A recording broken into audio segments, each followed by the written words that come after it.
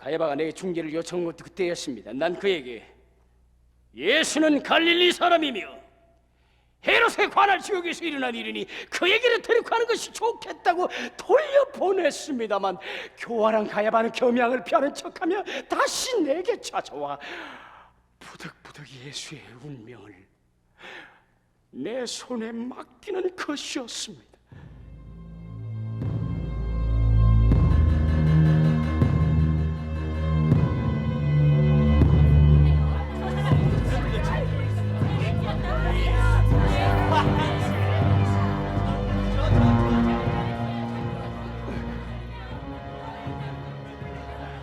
어느덧 관전은 군중들로 완전히 포위되었고 분노로 가득한 군중들의 수는 초를 다투어 불어만 갔습니다. 이러지도 저러지도 못하고 고민하고 있는 내게 아내가 급히 뵙자는 전가를 보내왔더군요. 내가 방에 들어서자 아내는 발밑에 덥석 엎드려 눈물을 흘리며 간청하더군요. 절대로 그를 해하지 말라는 것이었습니다.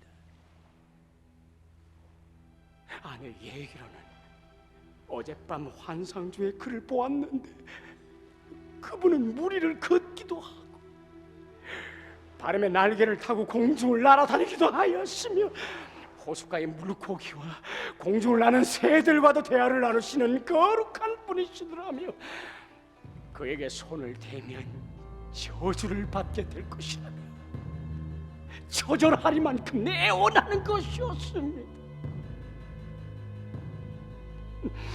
그러나 때는 이미 늦었던 것입니다.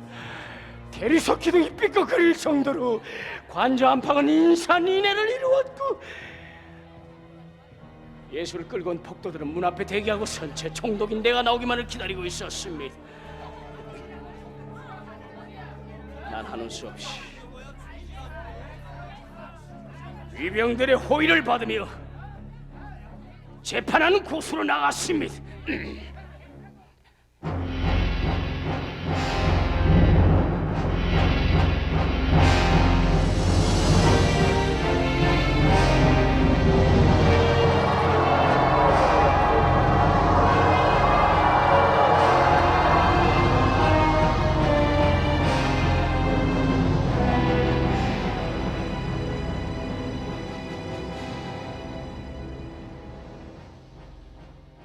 그곳엔 이미 성난 군중들에 둘러싸인 채 말없이 묵묵히 서 있는 젊은 나사렛 예수의 모습이 보이더군요. 난 조금 전 아내에게서 들었던 이야기를 머릿속에서 지우려고 애를 쓰며 무거운 마음으로 입을 열었습니다. 무슨 일로? 저자를 고발하는 것이 그자가 악한 일을 했기 때문이야. 난 저자와는 아무런 상관이 없어. 그러니 그를 데리고 와 당신네들 법대로 재판하도록 하시오. 우리에게는 사형시키는 권리가 없어. 그를 사형시키시오. 도대체 저가 무슨 죄를 지었길래 죽이려 하는 것이오? 저자는 하나님을 모독하고 거룩한 성전의 폐허를 예언했으며 자기가 하나님의 아들이며 유대인 왕 메시아라고 자처했으니 100번 1000번 죽여도 마땅하.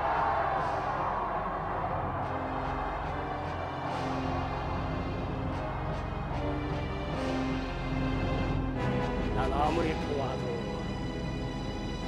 그에게서 죄를 찾을 길이 없어. 그러니 그를 풀어주시오.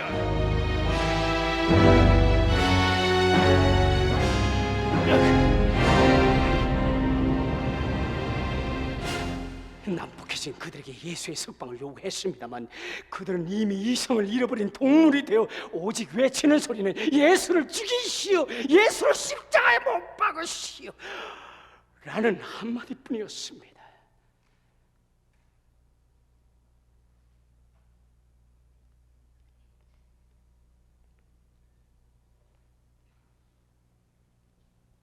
죄 없는 예수를 살릴 방법을 찾고 있을 때 문득 저들의 무서운 계략을 꺾을 좋은 생각이 떠올랐습니다.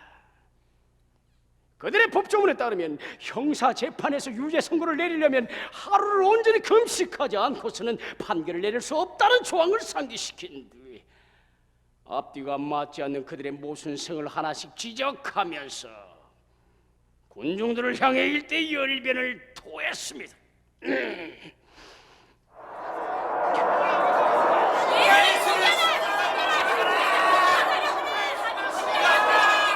여러분!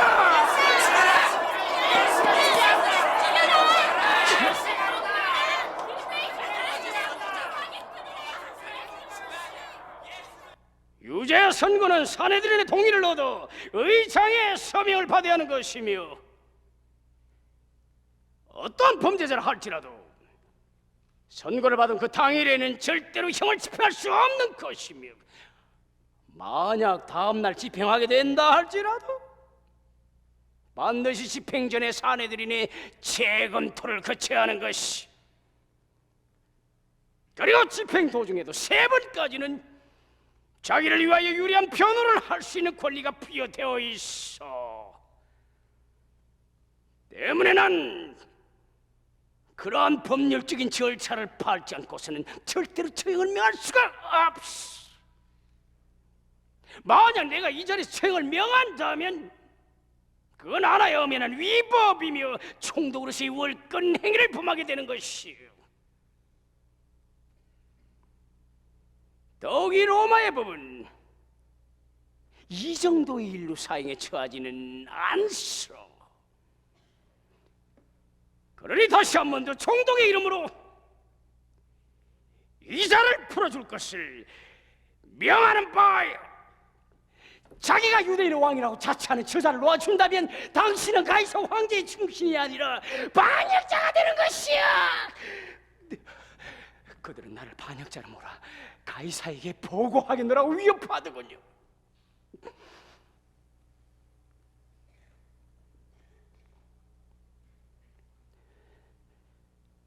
그래서 이번엔 그들의 관례에 따르는 또 다른 제안을 했습니다.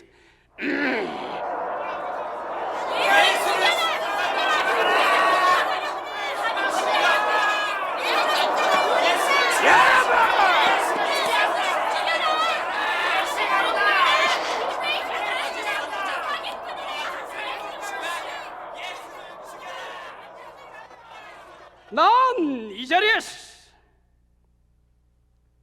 명절 때마다 죄수 한 사람씩을 풀어주는 그대들의 조 상태부터 내려오는 관례에 따라 여기 서 있는 예수와 밀란을 일으켜 소동을 피운 살인 강도범 바라바 중에서 한 사람을 택하여 풀어줄 것을 제의하는 바요.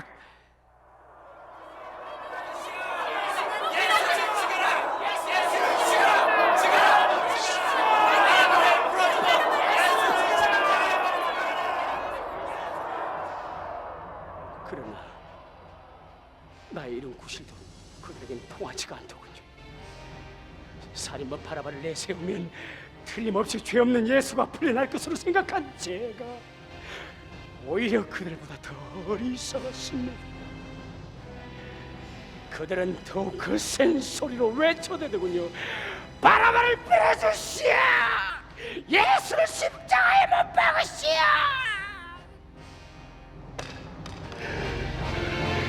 난 급히 부관에게 물을 떠오게 하고서는 그들이 보는 앞에서 손을 씻어 보임으로 해서 나사렛 예수를 죽음으로 몰아넣는 일에 아무런 책임도 아무런 관련도 없음을 증명해 보였습니다. 그동안 험악하게 날뛰는 군중들의 모습은 여러 번 보아왔습니다만 이번처럼 격렬하고 난폭한 모습은 생전 처음 봤습니다. 철면피 같은 그들이 요구하는 것은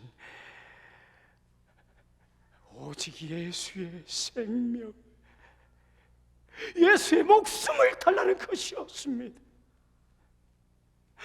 마치 지옥에 있는 악마와 유령들이 한꺼번에 예루살렘으로 다 쏟아져 나온 것 같다고 밖에는.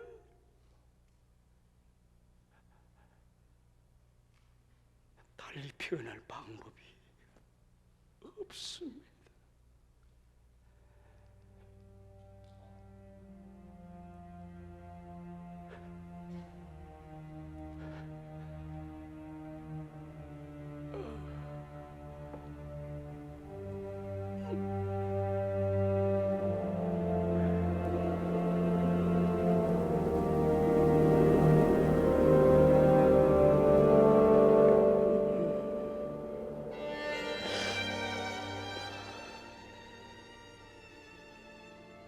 그날 오후 밝은 대낮이 겨울철 황혼 무렵처럼 갑자기 날이 어두워지자 예루살렘 거리는 마치 저 줄리아스 시저가 죽었을 때처럼 마냥 고요하고 적막하기만 했습니다. 난 접견실 모퉁이에 쭈그리고 앉아 무거운 십자가를 짊어지고 골고다 돌밭길을 오르고 있을 죄 없는 예수를 생각하며 괴로움으로 몸을 떨고 있었습니다.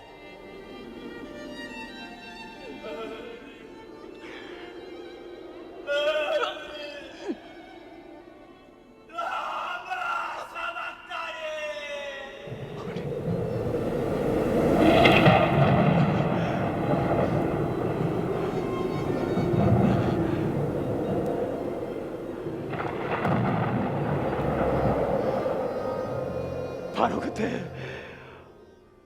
바람결을 타고 골고다에서 들려오는 큰 부르짖음 소리는 일찍이 인간의 귀로는 들어본 적이 없는 고통의 소리였습니다.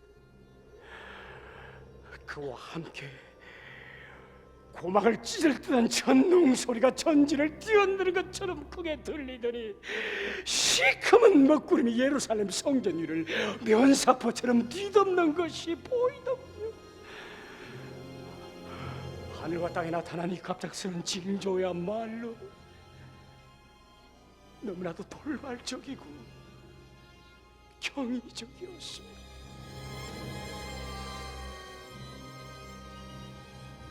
창조주가 고통을 당하고 있는 것인지 아니면 피조물인 천지가 고통을 당하고 있는 것인지 그 둘 중에 하나라고 말한 디오니시스의 말처럼 말입니다.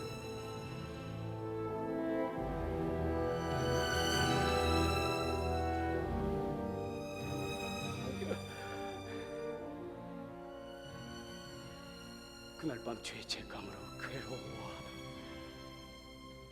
끝내 그의 모습을 보고서 마음으로서마 용서를 빌어야겠다는 생각으로 호위병을 동행시키지 않은 채 골고다로 가보았습니다.